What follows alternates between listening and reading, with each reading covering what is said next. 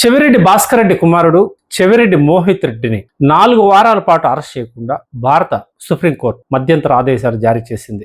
ఏపీలో నమోదైన మద్యం కేసులో తనను అరెస్టు చేయకుండా ముందస్తు బెయిల్ కోరుతూ ఆయన ఏపీ హైకోర్టు ఆశ్రయించడం, హైకోర్టు తిరస్కరించడంతో సుప్రీంకోర్టును ఆశ్రయించాడు. ఈ కేసును విచారించిన జస్టిస్ విక్రమ్నాథ్ బెంచ్ ఈ కేసులో పూర్తిస్థాయి కౌంటర్లు దాఖలు చేసే వరకు 4 వారాల పాటు మధ్యంతర రచన కల్పించింది. ప్రభుత్వం తరఫున ప్రముఖ న్యాయవాది ముకుల్ రోహర్గతి వాదించారు. దాదాపుగా 350 కోట్ల ఈ లిక్కర్ కుంభకోణంలో అనేక విషయాలు వెలుగు చూస్తున్నాయని, మద్యం విధానంలో భారీ మార్పులు చేశారని, మోహిత్ రెడ్డి ఈ డబ్బు రవాణాలో ఉపయోగపడ్డాడని, కాబట్టి ఇతనికి మధ్యంతర రచన కల్పించకూడదని వాదించినప్పటికీ పూర్తిస్థాయి కౌంటర్ దాఖలు చేయాలని సుప్రీంకోర్టు ఆయన్ని ఆదేశించింది.